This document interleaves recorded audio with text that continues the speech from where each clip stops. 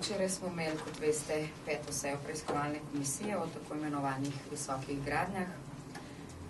V včerajšnjem zaslišanju ostalih dveh prič in župana Mestne občine Ljubljana Zorana Jankovića smo preverjali, ali so bili viri sredstev za projekte gradbenih investicij javnega pomena financiranih sredstvi iz državnega proračuna ali proračuna Mestne občine Ljubljana pridobljeni in porabljeni v skladu z namenom in zakonodajo.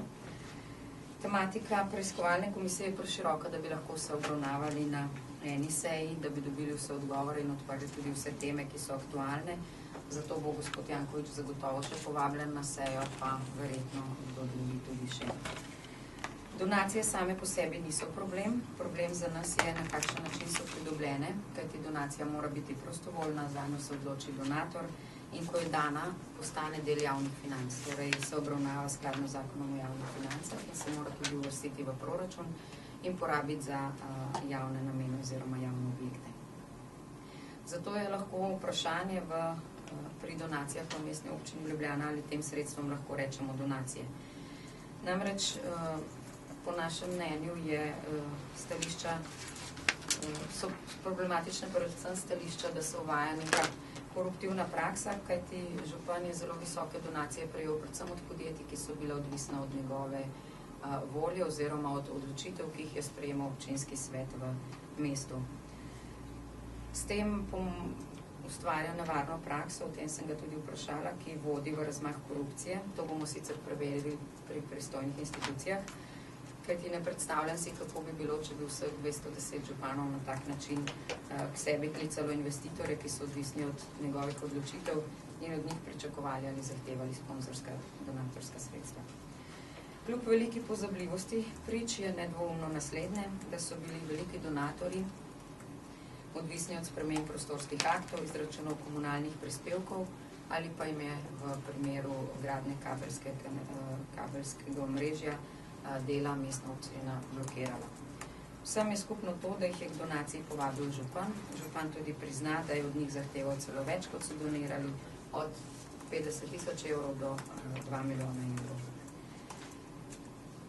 Postavljam retorično vprašanje tudi vam, kako bi se počutili, če bi vložili prošnjo za gradbeno dovoljenje, za izdajo gradbenega dovoljenja, župan pa bi vas poklical in od vas zahteval 5.000 evrov donacije za občino.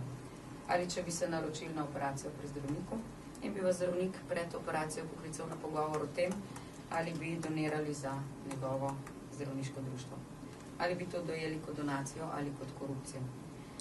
Naslednje vprašanje, ki ga razčiščujemo, je, ali je župan Ljubljane v konfliktu interesov. Namreč parcele, ki so v lasti oziroma najemu podjetja Elekta, vemo, da je s tem podjetjem povezan oziroma je bil tudi lastnik in direktor. Sedaj so pač to njegovi sinovi. Okoli teh parcel župan ureja komunalno infrastrukturo in po našem mnenju na ta način s tem veča njihovo vrednost. Na mesto fakultete po starem urbanističnem načrtu, kot je bilo predvideno, je povedal, da se spreminja prostorski plan tudi za to območje in poslej naj bi tam gradili stanovanjske objekte do višine 11 metrov. Ker župan še ni prejel kupnine od Elekte, Elekto je namreč prodal svojim sinovom, tega sicer na komisiji ni povedal, je pa povedal novinarjem in je pač to vem iz medijev, lahko domnevamo, da s temi dejavnostmi dela predvsem zase. V naslednjih zaslišanjih je možno, da bomo priče in župana poklicali na soočenju v tistih primerih izjav, ki se po včerajšnjih pričanjih med seboj niso skladali oziroma so si bila v nasprotju.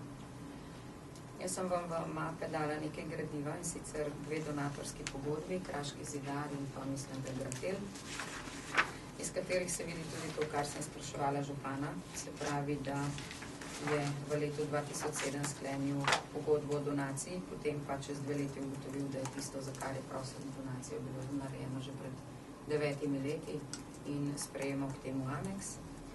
Noben od teh dokumentov ni take narave, da ga ne bi smeli imeti. In priložila sem vam tudi poročilo Računskega sodišča, ki zadeva, torej povzetek, ki govori o donacijah v Mestni občini.